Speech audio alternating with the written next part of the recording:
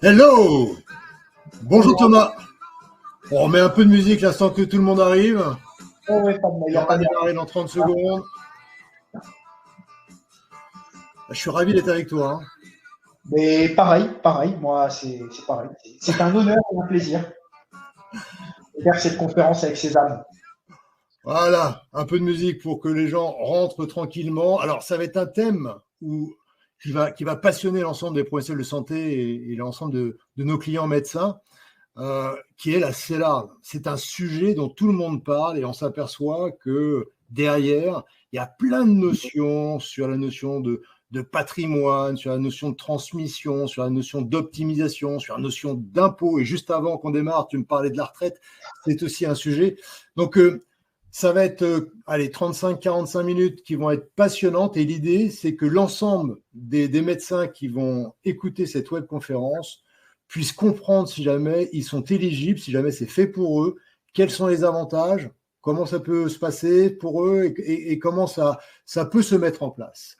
Et pour cette webconférence, je suis ravi d'avoir l'expert français peut-être. Je crois que ton cabinet est aujourd'hui ultra spécialisé.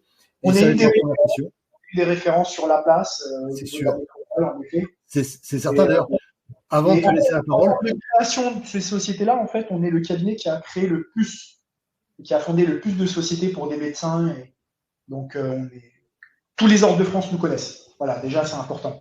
Ouais. Ah ouais, non, c'est certain. Alors, comment est-ce que tu en as arrivé à créer ce cabinet et en quoi Baris Consulting est un peu unique dans son approche?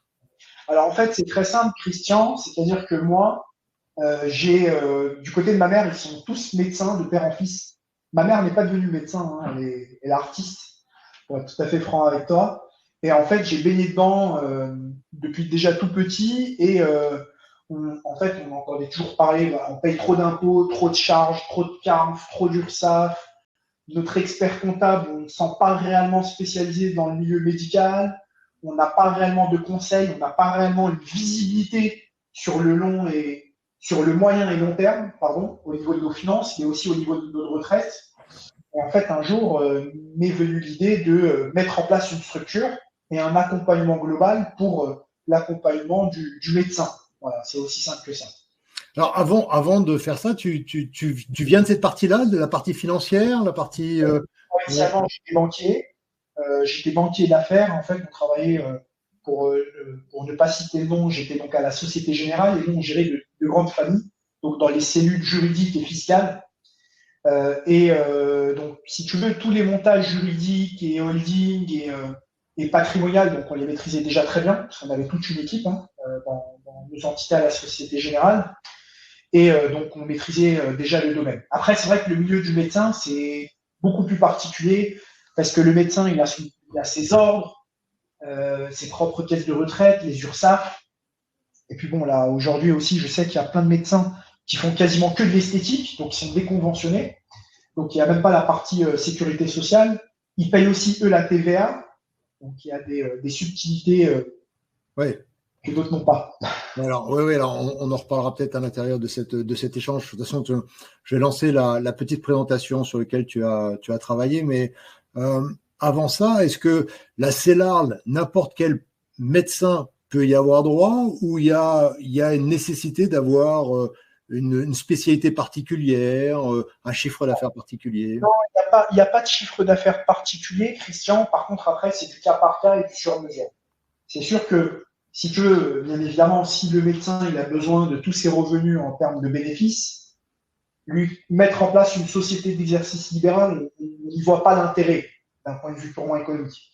L'idée, c'est qu'il puisse en fait se fixer la rémunération dont il a besoin en gros, c'est sur cette rémunération-là qu'il va payer ses impôts et ses cotisations sociales. Donc, du coup, il va pouvoir capitaliser tout un capital financier sur sa CELAR et après, il va pouvoir les réinvestir dans les holdings sur son activité libérale. Alors, on va revenir sur l'ensemble de ces notions. Ce que je te propose, je vais mettre à l'écran la présentation. Ça va me permettre également de rentrer sur les sujets que nos clients médecins au sein de Sésame nous amènent. Et il y a énormément de de questions qui vont être pour toi. Oui. Très bien. Ça va nous permettre d'avancer d'une façon un peu concrète. Et je crois qu'en même temps, tu as prévu un cas d'école, ce qui va permettre de rendre extrêmement opérationnel cette idée-là. Je te laisse la main, Thomas. Exactement. Alors, juste très brièvement, avant de présenter le diaporama, donc concrètement, Baris Stratégie, en fait, on propose tout un accompagnement global, un 360 degrés pour le médecin. Donc, tant au niveau de l'expertise comptable que du commissariat aux comptes, que de la partie juridique avec toute une équipe, donc tant conseil, mais aussi montage juridique, département. Et ensuite, on a aussi toute la partie donc conseil stratégique. Donc là, en fait, nos clients médecins sont suivis par des fiscalistes et des ingénieurs patrimoniaux pour en fait leur mettre toute une stratégie juridico-fiscale et patrimoniale. Voilà. Donc en fait, le médecin, nous, quand il vient chez nous, bien évidemment, on propose des packages et tout est flexible. Mais le médecin, l'idée, c'est de lui proposer un accompagnement à 360 degrés, tant sur sa situation pro que personnelle, et aussi investisseur. Donc on va lui mettre en place tous les montages, tous les conseils juridiques, comptables, financiers, pour atteindre ses objectifs. Voilà. Ok. Bon. Ça, c'était quelque chose d'important aussi. Alors aujourd'hui, voilà, en fait, le sujet, c'est que c'est une question que tous les médecins se posent aujourd'hui. La SEL et les holdings financières SPFPL et les holdings patrimoniales, donc ce sont des outils qui favorisent le développement de l'activité libérale du praticien. L'idée aujourd'hui, c'est de savoir comment et pourquoi c'est intéressant et dans quel cadre et dans quel cas. Si jamais on devait hiérarchiser vraiment les questions qui reviennent le plus auprès de médecins, est-ce que c'est une volonté de payer moins d'impôts? Est-ce que c'est une volonté de transmission de patrimoine? Est-ce que c'est une volonté d'optimisation fiscale? C'est quoi l'élément le plus important pour un médecin? Alors, pour nous, en fait, on voit plutôt la CELARL comme un outil de gestion. C'est-à-dire que tu vois, comme tout entrepreneur qui est généralement en société, aujourd'hui quasiment tous les entrepreneurs sont en société, en fait, la société, elle va plutôt leur permettre de mieux gérer leurs finances et leurs dépenses. Et à travers cette meilleure gestion, si tu veux, Christian, eh bien, du coup, ils vont devenir de meilleurs gestionnaires. Donc, bien évidemment, nous, on va les accompagner. Et à partir du moment où ils commencent à devenir de meilleurs gestionnaires, théoriquement, ils vont faire des économies d'impôts, de cotisations sociales, et ils vont pouvoir en fait surtout réinvestir dans leur activité libérale, mais aussi sur la sphère patrimoniale personnelle. Voilà. Donc en fait, la CELARL, c'est plutôt un couteau suisse. Ouais. C'est un couteau suisse, donc bien évidemment de gestion, d'optimisation fiscale, juridique, patrimoniale. De toute manière, on va en parler tout au long de notre entretien. Ouais. Donc, on va parler des avantages et des inconvénients. Et c'est vrai, tu as raison, c'est qu'il y a beaucoup de médecins aujourd'hui qui démarrent en BNC et qui n'ont pas ce réflexe de la partie entrepreneuriale, souvent parce qu'ils n'ont pas l'information d'ailleurs, non? Exactement. En fait, à la fac, on n'a pas été formés, enfin, les médecins n'ont pas été formés à la gestion de leur activité libérale. Tu vois, aujourd'hui, Baris Stratégie, on crée des centaines et des centaines de CELARL pour des médecins chaque année. Et on a des médecins, donc maintenant, plus ça vient, plus les jeunes médecins, en fait, comprennent que s'ils n'optimisent pas leur activité libérale, concrètement, il faut dire ce qui est, ils vont payer plus de 60 à 70% de pression fiscale et sociale, donc leur caisse de retraite qui est la CARF et les URSSAF, l'administration fiscale. Donc, ils comprennent. Et nous aussi, c'est vrai que on organise beaucoup de conférences, on en donne sur toute la France, on commence à en donner aussi dans les cliniques, dans les universités, dans les hôpitaux universitaires. Voilà, l'idée, c'est de les former et de les informer sur ce qu'ils peuvent faire lorsqu'ils passent en libéral. Ouais.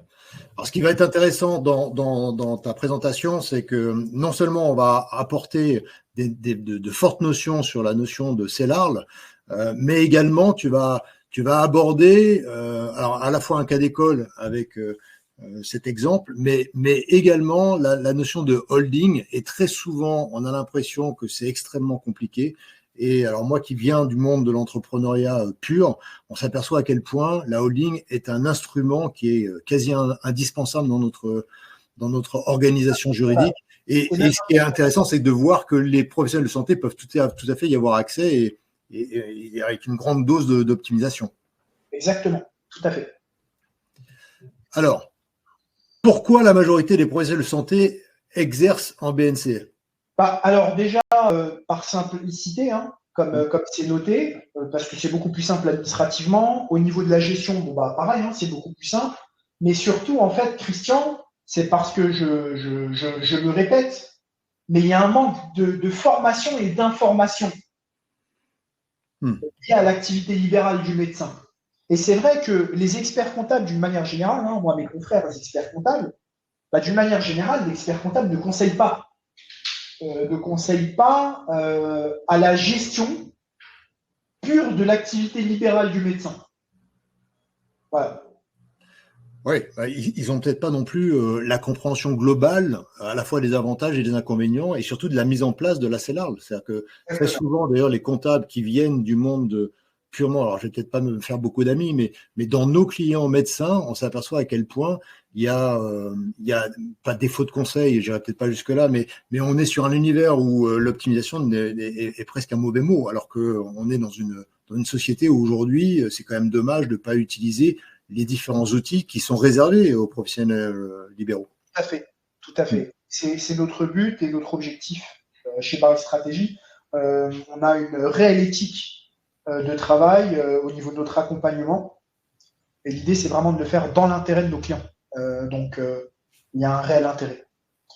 Alors, au niveau des avantages du BNC, pourquoi est-ce que les médecins ils restent en BNC d'une manière générale, c'est parce que, encore une fois, les formalités, elles sont simples, elles sont réduites. La compta, elle est beaucoup plus simple qu'une CELARL. Voilà. Parce que la comptabilité d'une CELARL, elle est quand même un peu plus rigoureuse.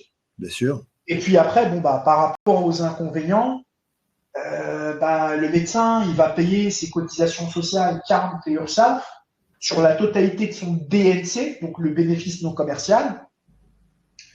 Et c'est surtout, en fait, le gros point. Et puis, il va aussi payer son impôt sur le revenu sur la totalité de son DNC aussi. C'est principalement en fait sur ces deux points-là où quasiment tous les médecins passent en société d'exercice libéral. Voilà. Et puis après, comme tu disais, Christian, il est limité. Il n'a pas la possibilité de créer des holdings derrière. Et d'ailleurs, on va en parler. On va expliquer quelle est l'utilité de ces holdings. Ouais. Bon, ça c'est vraiment capital et c'est l'énorme différence entre d'un côté l'imposition du BNC sur la totalité, la partie sociale ou la partie fiscale, alors que de l'autre côté, on a une notion du résultat net qui lui va être imposé et donc d'une optimisation qui est évidemment qui va peser lourd d'ailleurs dans la balance. Enfin, on comprendra peut-être mieux avec le cas d'école. Alors, pourquoi est-ce qu'il est plus intéressant d'exercer en CEL? Déjà, comme c'est noté, en fait, l'idée de la CELARL, c'est d'avoir on va dire, d'être plus actif fiscalement. C'est-à-dire que là, concrètement, on sera uniquement imposé au niveau de l'impôt sur le revenu et des cotisations sociales que sur la rémunération qu'on prendra. Et puis c'est tout. Donc, du coup, la pression fiscale, elle va baisser. La pression sociale, CARM, FURSSAF va baisser. Et après, bien évidemment, la CELARL, elle va permettre aussi de développer tout un patrimoine, tant pro que personnel. Nous, on qualifie toujours aussi que la société d'exercice libéral, sur le moyen long terme, devient en fait le capital retraite du médecin. Parce que c'est réellement sur celle-ci qui va capitaliser le médecin. Alors, ça peut être un médecin, tout comme un chirurgien dentiste. Peut-être qu'il y a aussi d'autres professionnels de santé. Peut-être qu'il n'y a pas que des médecins aujourd'hui. D'ailleurs, je vois un message d'une certaine Madame Laetitia. Ça peut être aussi une infirmière ou un kiné ou un chirurgien dentiste ou un pharmacien, bien évidemment. Ouais. Donc, la vraie nouveauté pour un médecin, c'est d'être imposé fiscalement que sur sa rémunération. Et c'est vraiment une notion que les médecins, au départ, ne maîtrisent pas forcément. C'est-à-dire que la notion de BNC par rapport à rémunération va être particulière. D'ailleurs, ça m'amène une question. On parle de la CELARL, mais aussi de la CELAS ou la CELASU. Est-ce qu'il y a, tu sais, dans le domaine entrepreneurial, dans une SAS, tu peux être salarié de ta société. Est-ce que ça peut être le cas d'une CELASU? C'est exactement la même chose pour un médecin. D'accord. Ou un professionnel de santé d'une manière générale. Il pourrait être avec un petit salaire et un dividende un peu plus important? Exactement. Alors, il faut juste faire attention au niveau des dividendes parce que la réglementation, elle a un peu changé. En fait, il faut savoir que un médecin, c'est pas comme une autre profession. Un commerçant, l'expert comptable, l'avocat, ou toute autre profession, quand il sort des dividendes de sa CELAS, de sa SAS, il paye la flat tax. Dans le milieu médical, c'est un peu différent. Puisque si tu veux, dans le milieu médical, en fait, on est dans un désert médical. Et la caisse de retraite des médecins, qui est la CARF, en fait, depuis un peu plus de 2 ans, quand le médecin il sort des dividendes de sa société d'exercice libéral, que ce soit une CELAR ou une CELAS, eh bien, sur un certain prorata, il commence à payer des cotisations sociales. Bien évidemment, on a toutes les solutions pour les remédier, mais ça, c'est un point qui est hyper important. Ouais, alors, on va revenir dans le cas d'école. Si jamais vous êtes médecin et que vous êtes un peu perdu avec ces notions-là, le cas d'école va beaucoup vous aider. Mais il faut bien comprendre que dans le monde de l'entreprise, en dehors de la CELARL, quand on parle de SAS notamment, ou même de SARL, la notion de dividende, elle est imposée à 30%. C'est ce qu'on appelle la flat tax. C'est ce que tu viens de dire, Thomas. Alors que dans le domaine de la CELARL, tu es en train de nous dire que le dividende, lui, ne sera pas forcément imposé à 30%, mais il y aura une cotisation supplémentaire qui sera due aux caisses sociales? Exact. Ok. Donc ça, tu optimises ça. Ça, tu optimises ça pour que ce soit au top? Oui, tout à fait. Ok. Bon, alors voilà, hein, comme c'est noté, les avantages et les inconvénients. Les avantages juridiques, en fait, hein, quand on est en société, on a un réel socle juridique, mais aussi prévoyance. Fiscal, on vient d'en parler. Social, donc il y a votre caisse de retraite, la CARF, les URSSAF. La Carpinco pour les infirmiers, je vois qu'il y a des infirmiers. Et puis après, surtout, c'est sur la partie patrimoniale. Encore une fois, hein, parce que c'est vraiment sur celle-ci, c'est sur cette société-là où vous allez réellement capitaliser pour votre retraite. La retraite, c'est tout un sujet aujourd'hui. Hein.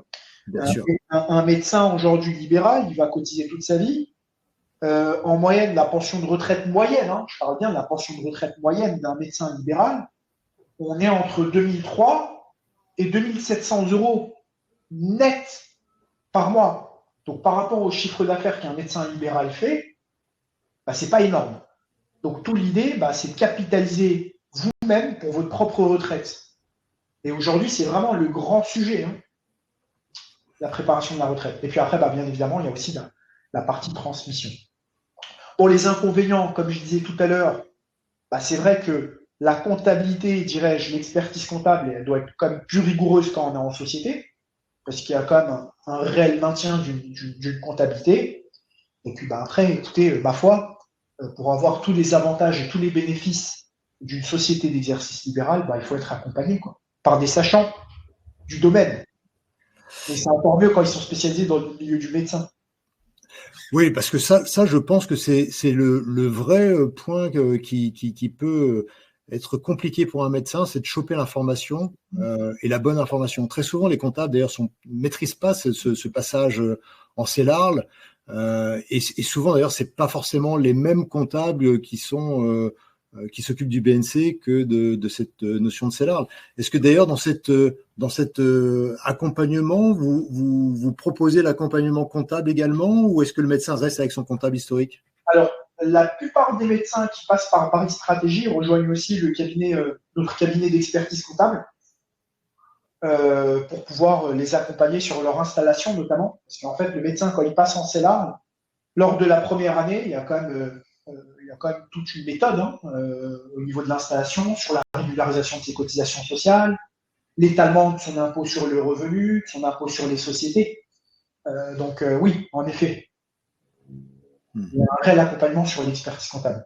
Mais pas obligé. Après, si le médecin souhaite garder son expert comptable, il peut tout à fait rester avec lui. D'accord. Okay. Alors, concrètement, avant de passer sur le cas pratique, mais qui rédige ce transfert? C'est un avocat? C'est un fiscaliste? Est-ce qu'il y a une profession particulière qui valide ça? Chez Barry Stratégie ou d'une manière générale? D'une manière générale et en particulier chez Barry. Nous, chez Barry Stratégie, on a toute une équipe de juristes, mais aussi d'avocats en interne qui sont là pour monter tous les dossiers juridiques concernant les sociétés d'exercice libéral de nos clients médecins. Mais si un médecin était intéressé par la CELAR et voulait le faire tout seul, est-ce que c'est quelque chose de possible? Est-ce qu'il doit se tourner vers quelqu'un? Est-ce que c'est impossible à faire tout seul? Non, c'est possible. C'est toujours possible de le faire seul, mais c'est très compliqué. Parce qu'en fait, les administrations françaises, comme vous savez, c'est très compliqué. On doit monter un dossier qui doit répondre déjà au cahier des charges de l'ordre des médecins, départementaux, mais aussi national. Ensuite, on doit passer par le greffe du tribunal de commerce. Après, pour ceux qui sont conventionnés, il faut aussi passer par la case sécurité sociale, avoir une nouvelle carte CPS. Et puis, éventuellement, il y a aussi toute la partie financement et bancaire. Donc, vous voyez, en fait, nous, on va vraiment accompagner la création de cette société de A à Z. Ce qu'il faut comprendre, c'est qu'un médecin, une société pour un médecin, c'est une profession qui est réglementée par un ordre et par la sécurité sociale. C'est pas comme créer une SCI ou une SARL ou une SAS. Ça, on les crée en une dizaine de jours, c'est fait. Une société d'exercice libéral pour un médecin, ça va prendre plusieurs mois pour la mettre en place. Ouais. Oui. Et c'est là le savoir-faire de ton cabinet, c'est de laisser le médecin faire son métier et vous d'être à ses côtés sur cette partie juridico-patrimoniale. Notre devise, elle est très simple, Christian. C'est que, l'objectif, c'est que notre client puisse bien accompagner ses patients, qu'il puisse aussi gagner confortablement sa vie, parce que c'est aussi le but, c'est bien gagner sa vie. Et nous, notre job à nous, c'est d'accompagner au mieux notre client médecin. Comme tu as dit, on va faire toute la partie administrative, du juridique. Ouais, il n'aura pas besoin de mettre les mains dedans. Alors, prenons le cas de Dr Martin. Ouais. Donc, Dr Martin, il a 48 ans, il est médecin, esthétique. Il était initialement généraliste et il s'est lancé dans l'esthétique. Alors, du coup, on a mis un secteur 2, mais après, lui, en fait, dans notre cas à nous, ce médecin, sachant qu'il est initialement médecin généraliste, sur Paris, parce que sur Paris, il y en a plein qui sont en secteur 2, et il fait aussi une partie esthétique. Donc, dans notre cas, bien évidemment, il est passé par César. Voilà. Donc, bien évidemment. Merci Thomas. Un groupement avec 3 médecins. Donc, il a un chiffre d'affaires de 350 000 euros. Il est marié en séparation de biens. Donc, son épouse est les cadres en ressources humaines, 60 000 euros de salaire par an, et ils ont 2 enfants de 9 et 11 ans. Donc, du coup, ses objectifs, vous voyez, c'est d'optimiser sa pression fiscale et sociale, c'est d'investir dans des projets, dans des projets immobiliers et des projets d'entreprise pour développer son activité libérale. Et c'est pour ça que d'ailleurs, il est parti chez Sésame, et par l'accompagnement Sésame, pour se mettre dans l'esthétique. L'idée aussi, c'est aussi de protéger sa famille, transmettre un patrimoine à ses enfants, et bien évidemment, encore une fois, le sujet, c'est de préparer sa retraite, pour se préparer et planifier une retraite sereine. Voilà.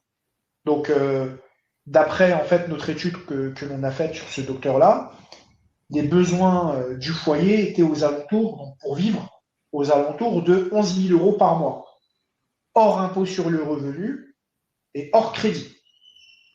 Ouais, je crois que ça c'est vraiment l'élément majeur dans l'audit ou dans l'analyse que ton cabinet doit savoir faire, c'est d'identifier ce besoin nécessaire sur lequel les charges vont s'appliquer, contrairement à la situation 1 qui était le BNC, où là on prend le chiffre d'affaires global moins quelques charges, et là on se fait matraquer fiscalement. Où là, tout le monde vient croquer. Alors que là, tu vas identifier le besoin et c'est là-dessus que les charges vont être payées. C'est bien ça, hein? Tout à fait. C'est exactement ça. Donc, bon, Donc, bah voilà, hein, vous voyez. Donc là, on a un tableau avec 3 colonnes. Au plus à gauche, donc on a la partie donc chiffre d'affaires, les charges. Hein. Donc chiffre d'affaires 350 000. Les charges d'exploitation, donc ce sont toutes les charges liées à l'activité libérale de ce praticien. Et donc là, il a un bénéfice de 178 000 €. Il a ses cotisations sociales qui payent, hein, bien évidemment, 82 000. Et il y a les revenus, du coup, sur la sphère personnelle, les revenus de son épouse, de 60 000 €. C'est-à-dire que ce foyer-là, par rapport à sa tranche marginale d'imposition, eh bien, il paye un peu plus de 65 000 € d'impôt sur le revenu. Ouais. En société, vous voyez, c'est un peu différent. En scène, vous voyez, la colonne qui est la plus à droite. Donc, il y a pareil, hein, le même chiffre d'affaires qui ne change pas. Les charges fixes, donc d'exploitation qui ne changent pas de son activité libérale. Sauf que là, vous voyez, la ligne qui change, c'est la ligne rémunération. Donc là, c'est une rémunération de 100 000 €. Sur laquelle il va payer des cotisations sociales, CARM, qui est la caisse de retraite et les URSSAF. Donc chiffre d'affaires moins les charges de 90, moins la rémunération de 100 000 €, moins les cotisations sociales CARM, URSSAF, ça donne 51 000 €. 51 000 €, ce qui donne un résultat de 109 000 €. Et sur les 109 000 €, bien évidemment, il va payer un impôt sur les sociétés, qui est imposé, du coup, à 15% jusqu'à 42 000 € et ensuite 25%. Sachant que, je vous le dis, hein, en avant-première, l'impôt sur les sociétés va passer à 22%, 15%, et donc les 25 vont se transformer en 22 au 1er janvier prochain. Ouais. Donc en fait, ce qu'il faut comprendre, c'est que là où le docteur va réellement gagner, c'est sur le delta entre l'impôt sur le revenu et l'impôt sur les sociétés. D'une manière générale, vous voyez, un médecin libéral, il a une tranche de 41, voire 45%, voire 45% plus taxe sur les hauts salaires. Ouais. L'idée, en fait, c'est de pouvoir lisser et planifier sa rémunération. Et nous, notre objectif, en fait, tout le temps, premier, c'est de viser une tranche à 30% d'imposition, et pas plus. Ouais. Et donc, du coup, il va payer son impôt sur les sociétés donc de 23 000 €.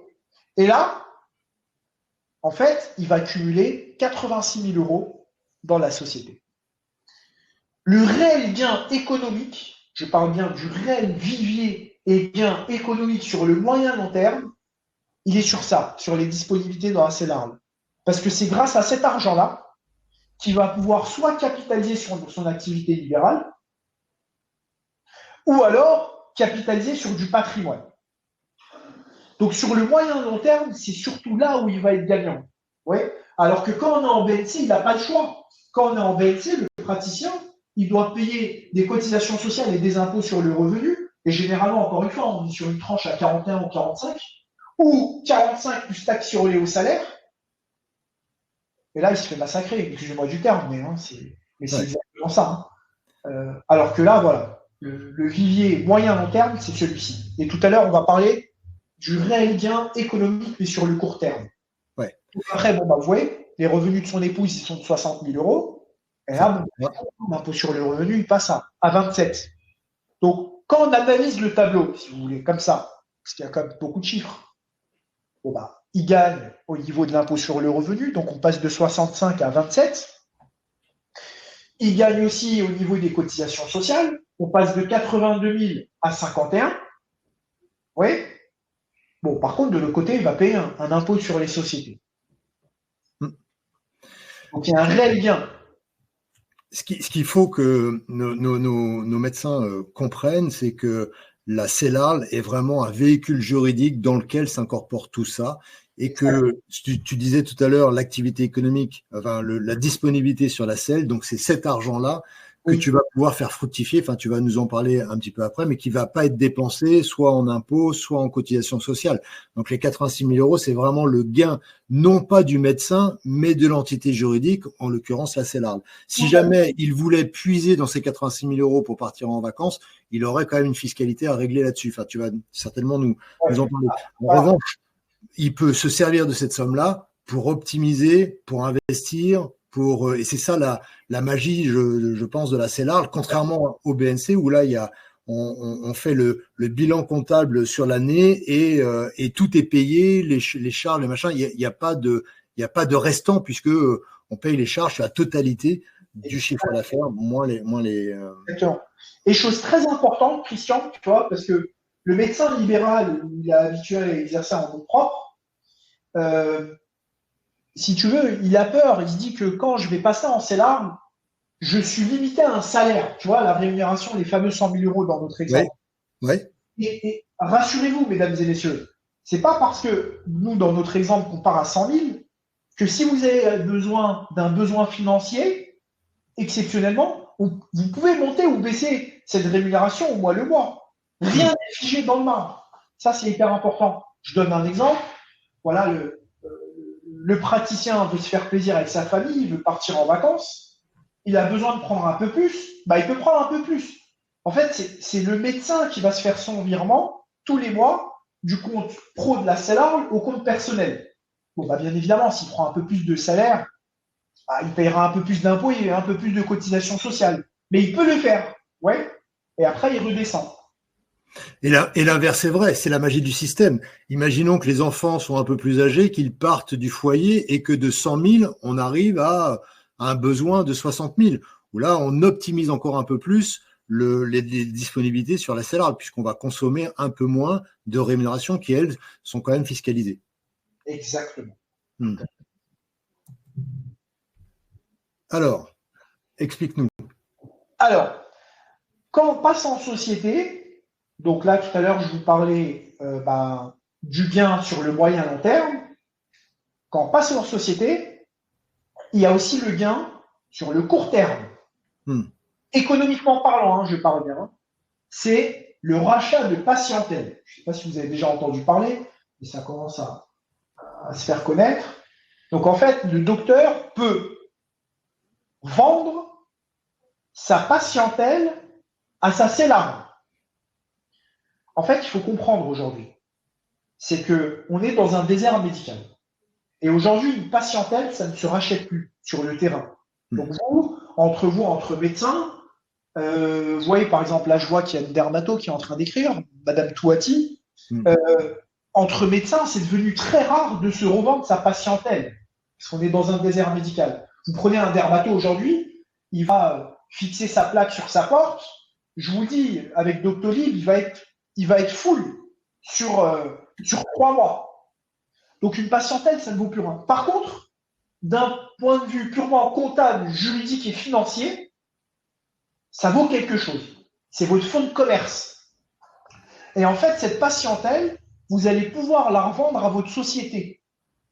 Donc, prenons notre exemple. Donc, le chiffre d'affaires du docteur Martin, il est à 350 000 euros. Il a une valorisation de 80%. Donc, on lui a fait une valorisation à 80. 350, 80% de 350, ça donne 280 000. L'idée, c'est que le docteur Martin vend sa patientèle à la CELARL à 280 000, que la banque prend un crédit sur 7 ou 10 ans, et que du coup, le docteur va toucher 280 000 euros sur le compte personnel. Bon, certes, la banque, elle s'endette, mais par contre, le truc qui est très intéressant, c'est qu'on va pouvoir, vous voyez, les 280 000 euros qu'il va toucher sur son compte personnel, il va payer une plus-value de 30% dessus, ce qui fait 84 000 euros. C'est la flat tax. C'est la flat tax. Mais c'est hyper intéressant. Ce qu'il faut comprendre, c'est que, vous voyez, 30%, financièrement et fiscalement parlant, pour vous en tant que médecin, d'une manière générale, c'est intéressant. Parce que rien qu'entre votre tranche marginale d'imposition, qui est d'une manière générale entre 41 ou 45, mais après, avant, vous payez aussi vos cotisations sociales, qui sont aux alentours de 40%, vous débloquez un capital net à 30% de fiscalité, fiscalement, c'est intéressant. Mais en plus de ça, donc non seulement c'est une opération fiscale et financière intéressante, mais surtout, vous allez avoir du cash. Nos clients médecins sont toujours à court de liquidité personnelle. Pourquoi? Parce qu'ils investissent beaucoup dans l'immobilier ou parce qu'ils ont toujours beaucoup d'impôts à payer, donc du coup, ils doivent faire des rattrapages d'impôts. Et là, au moins, vous voyez, vous aurez en fait un certain capital sur votre compte personnel, vous aurez un coussin de sécurité. Soit donc un coussin de sécurité, soit vous allez pouvoir le réinvestir, ou alors avoir des compléments de revenus, ou même éventuellement, mais ça c'est un peu plus rare en ce moment, de faire un remboursement anticipé de vos crédits personnels. Après, bien évidemment, c'est trouver la meilleure stratégie ou les meilleures stratégies les plus alléchantes pour vous. Et donc, du coup, au final, le docteur, il va lui rester une somme de 196 000 euros net de fiscalité. Et donc, ça, c'est un montage one-shot tout de suite.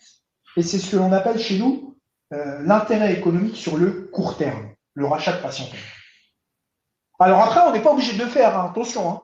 Le rachat, on peut ou pas. On peut aussi faire le montage sans rachat. C'est aussi possible. Mais ce serait dommage de passer à côté. Ouais. C'est un réel levier économique.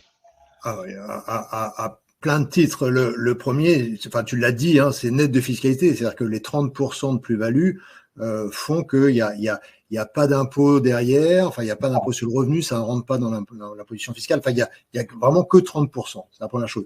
La deuxième, c'est que l'entité juridique, la CELAR, qui, elle, va s'endetter pour pouvoir régler ce chèque à Dr Martin, va augmenter ses charges. Et quelque part, ça diminuera aussi l'imposition de la CELAR. Donc, cette notion d'endettement de la CELAR, elle a quand même un fort intérêt et ça permet en même temps de faire ce qu'on appelle un cash out, hein, d'encaisser un peu d'argent et puis ça peut être une transmission aux enfants, ça peut être de l'investissement immobilier, enfin ça peut être. J'imagine que tu sais accompagner tes clients sur ces sujets. Exactement. Tout à fait. Alors les holdings, c'est alors déjà que la CELAR peut sembler complexe pour certains. Est-ce que c'est pas trop compliqué une holding et quelle est la différence entre les deux? Est-ce qu'il faut le faire tout de suite? Est-ce qu'il faut le faire après? Quel est ton avis là-dessus?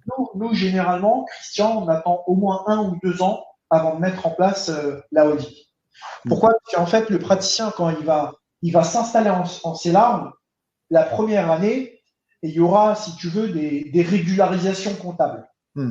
Le truc qui est génial en société, c'est que dès que le praticien passe en CELAR, courant du premier trimestre de son passage, vu que nous, on va aller sur le site des impôts et on va lui fixer sa nouvelle rémunération, eh bien, l'impôt sur le revenu va très fortement baisser. Donc ça, c'est génial. Par contre, les cotisations sociales, Christian, comme tu le sais, elles sont calculées en N-1 et en N-2.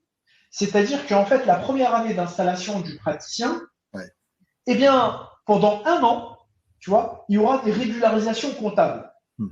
Normal, parce qu'ils vont payer les cotisations sociales de l'année d'avant. Donc, nous, du coup, on préfère attendre une bonne année, voire une bonne année et demie, avant de commencer à mettre en place les différentes stratégies en holding. D'accord. OK. Donc, il y en a deux. Il y a la holding SPFPL,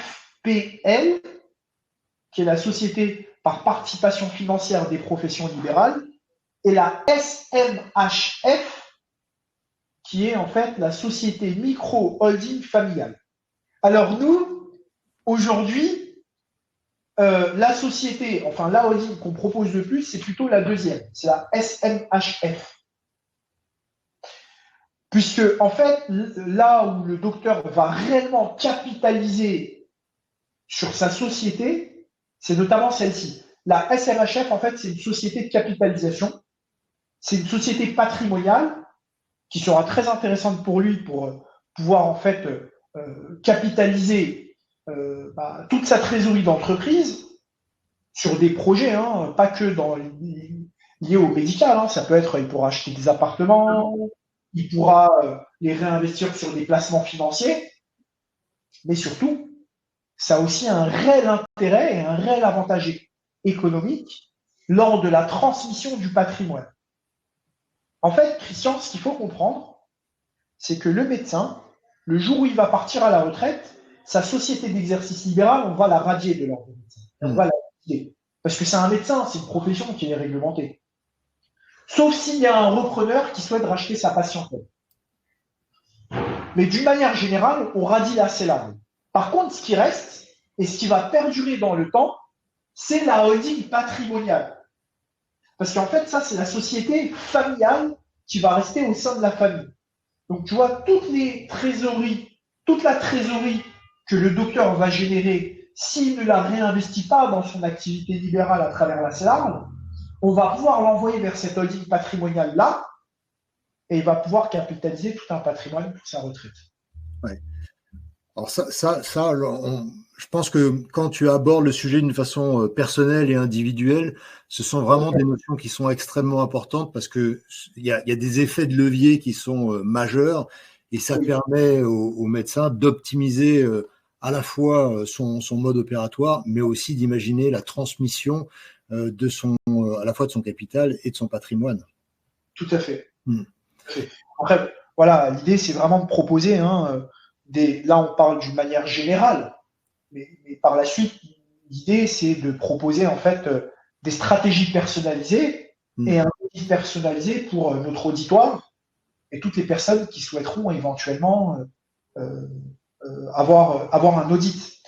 Pour information, cet audit-là, initialement, nous, on le facture 1 500 € hors taxe, ce qui fait 1 800 € TTC, mais de par notre partenariat avec Sésame, eh bien, on a décidé de l'offrir en fait à tous les praticiens qui souhaiteraient en fait avoir une étude personnalisée. Eh bien, on va vous l'offrir. Voilà. Vraiment, je te remercie et je crois que ça peut vraiment accompagner et aider l'ensemble des médecins à comprendre cet environnement parce que ça demande une gymnastique intellectuelle et c'est bien de se familiariser avec ce premier rendez-vous. En plus, tu sais adapter les montages en fonction de l'objectif de chacun. Donc, vraiment, j'encourage toutes les personnes qui vont écouter à faire cet audit. C'est une vraie valeur ajoutée que tu peux offrir.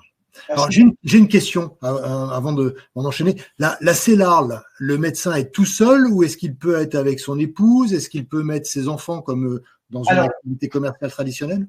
Alors, nous, généralement, lorsqu'on crée la CELAR, c'est pour le médecin seul. Parce que c'est du sur-mesure pour lui. Après, s'il le souhaite, oui, il peut aussi y intégrer son conjoint ou sa conjointe ou ses enfants. Mais les parts, par contre, elles sont limitées. Ouais. Elles sont limitées à 25% du capital. Parce qu'encore une fois, tu sais, un médecin, c'est une profession qui est réglementée par un ordre. Ouais, bien sûr. Et donc, ceux qui doivent avoir en fait le contrôle de la société, donc du coup, à un minima 75%, ça doit être le médecin exerçant. Par contre, après, s'il le souhaite le médecin, il peut être associé avec d'autres médecins. Voilà. Et là, il n'y a pas de limite. Ils peuvent être 3, 4. À partir du moment où ils sont médecins, ils peuvent se répartir le capital comme ils le souhaitent. Tout à fait. Okay. Donc là, l'outil de la création de la holding SPFPL, donc tout à l'heure, on a parlé de la holding patrimoniale. La SPFPL, c'est encore une autre stratégie. Alors, c'est une stratégie qui est très intéressante, la holding SPFPL, mais pour être tout à fait franc avec vous, on continue toujours à la faire, celle-ci, mais on la fait un peu moins. Parce qu'en fait, on estime déjà que la base, pour nous, le socle de base, entre la CELAR et la holding patrimoniale, ça suffit d'un point de vue optimisation fiscale. Après, si on veut aller encore un peu plus loin, on peut y rajouter encore une autre étape qui se nomme la holding SPFPL. Vous voyez tout à l'heure dans notre exemple, le docteur Martin, il vendait sa patientèle à la CELAR lorsqu'il était à libéral. Là, il va pouvoir pas vendre sa patientèle, mais il va pouvoir vendre ses parts sociales, donc les actions de sa CELARL à la SPFPL. Et là, du coup, on lui redébloque encore beaucoup d'argent. Ça peut être très intéressant. Fiscalement, c'est un très beau coût fiscal et financier qu'on pourrait vous proposer. Mais encore une fois, en ce moment, on le propose vraiment quand c'est nécessaire. Voilà. Bien sûr. Oui, et puis ça peut peut-être venir dans un deuxième temps. Enfin, c'est... Tout à fait. Ouais. Donc, une conclusion? Oui. Alors, la conclusion, moi, c'est très simple. Hein. C'est du sur-mesure. Voilà. C'est, en fait, il n'y a rien qui est figé. Barry Stratégie, nous, on n'est pas des magiciens. Ce qu'il faut retenir, c'est que la société d'exercice libéral, c'est une société de gestion qui va vous permettre de mieux gérer vos finances. Et à travers cette meilleure gestion, eh bien, vous ferez automatiquement des économies.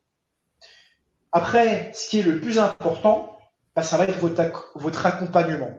C'est ce qui fera toute la différence entre un cabinet et un autre. Voilà. Et puis, bien évidemment, une CELARL seule, c'est bien. C'est la première étape. Voilà. Mais si vous voulez aller plus loin, et à un moment donné, il va falloir partir plus loin, parce que vous allez commencer à accumuler beaucoup de trésorerie dans votre CELARL, à un moment donné, il va falloir passer par la holding patrimoniale. Alors, justement, pour tous les médecins qui veulent démarrer cette réflexion intellectuelle du comment est-ce que je démarre. Alors déjà, il y aura peut-être des questions, mais je vais mettre juste je vais publier le petit formulaire, puisque pour te remercier d'avoir joué le jeu, on s'est nous aussi engagés à parler de votre savoir-faire.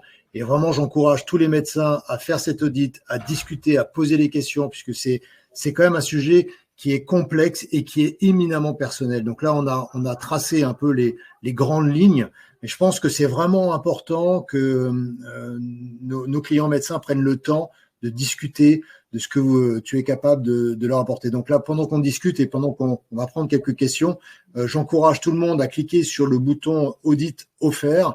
Vous simplement nom, prénom et numéro de téléphone, et derrière, ton équipe prendra contact avec l'ensemble de nos clients pour pouvoir discuter de cette mise en place d'une façon individuelle. Voilà. Et il faut juste un point qui est très important, Christian. Déjà, je te remercie pour tout ce que tu viens de dire. C'est que ce qu'il faut savoir, déjà, d'une manière générale, c'est qu'en société d'exercice libéral, vous ne pouvez pas perdre. Très important ce que je dis. Hein. C'est pas possible, c'est impossible de perdre. On ne peut pas perdre. Au pire des cas, mais vraiment au pire du pire du pire des cas, c'est une opération blanche. Ouais. Mais ça n'arrive jamais. Parce que c'est automatique. Hein. À partir du moment où on prendrait moins de revenus, vous paierez beaucoup moins d'impôts et de cotisations sociales, et vous allez capitaliser beaucoup sur votre société d'exercice. Alors, il y a une question qui est, mon conjoint est médecin, est-ce que je crée 2 CELARL ou est-ce que je fais une CELARL avec mon conjoint? Alors, Christian, ça dépend. Déjà, quel est le régime matrimonial du foyer? Si c'est à la communauté réduite aux acquis, si c'est à la communauté universelle, ou si c'est à la séparation de biens. Tu vois, déjà, si c'est à la séparation de biens, pas de CELARL pour 2. Si tu veux, ça va à l'encontre du régime matrimonial. Tu comprends? Après, si c'est à la communauté, pourquoi pas? Mais moi, je ne conseillerais pas. Voilà. Ouais. Je vois plein de divorces, on gère des milliers de médecins, et certains sont à la communauté, d'autres en séparation de biens. Et tu te doutes bien qu'il y a beaucoup de médecins qui sont en couple, donc tous les 2 médecins, ou médecins et chirurgiens dentistes. Et parfois, nous, bien évidemment, on conseille nos clients, et on leur dit ce que je viens de te dire. Et certains, parfois, veulent créer une CELARL pour 2. Et lors de la liquidation du régime matrimonial, lorsqu'il s'avère qu'il y a un divorce, eh bien, ça peut être dramatique, et même chaotique. Donc, après, voilà, c'est du sur-mesure.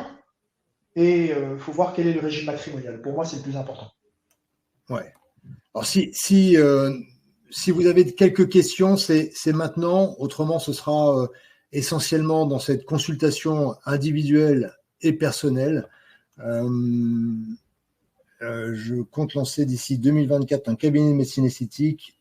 Une de mes proches non médecins serait prête à être mon assistante. Pour le moment, elle se forme à l'esthétique. Connaissez-vous une formation simple pour elle, pour qu'elle puisse… Donc là, appelez-nous au sein de César.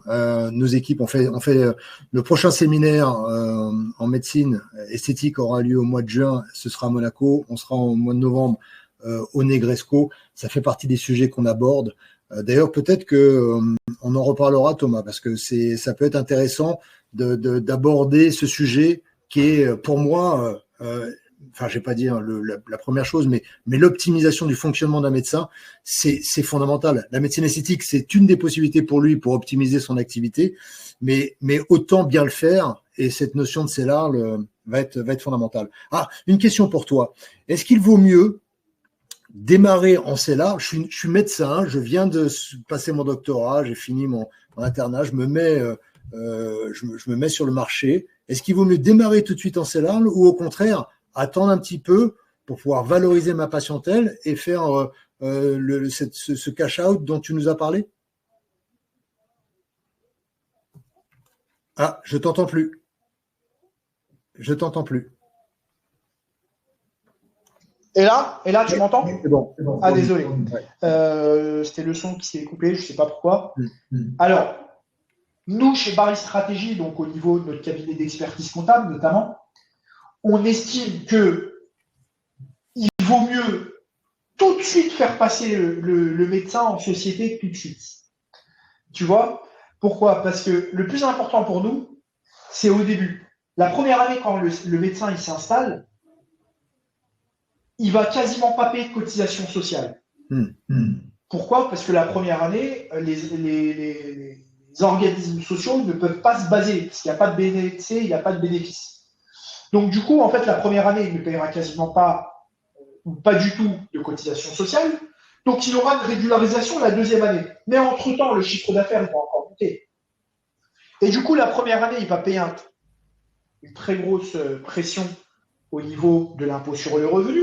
La deuxième année, le chiffre d'affaires est encore, parce qu'il va développer sa patientèle. Donc, du coup, il va encore payer plus d'impôts et il aura aussi une régularisation des cotisations sociales de la première année. Et après, il y aura encore une relance. Et donc, si tu veux, et on rentre dans un cercle vicieux. Nous, on conseille aujourd'hui, tu vois, comme la plupart des pharmaciens ou comme la plupart des chirurgiens dentistes aujourd'hui qui s'installent, ils s'installent tous en CELAR. Il y a bien une raison pour cela.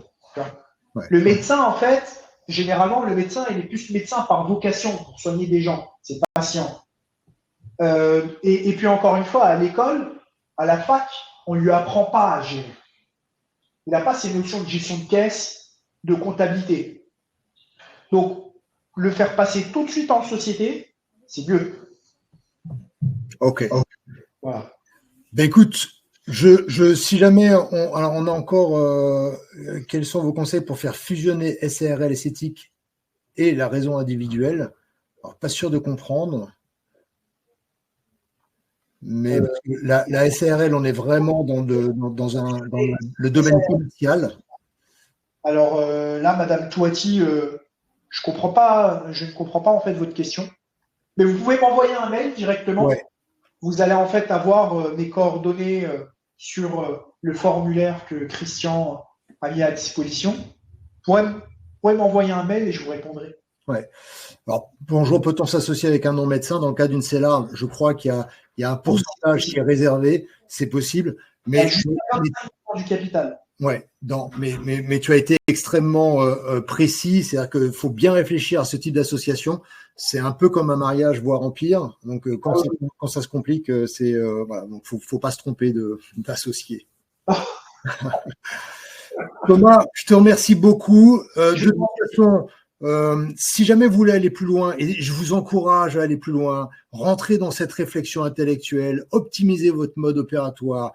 La médecine esthétique est un des sujets, mais c'est mieux de le faire quand c'est un peu structuré, organisé.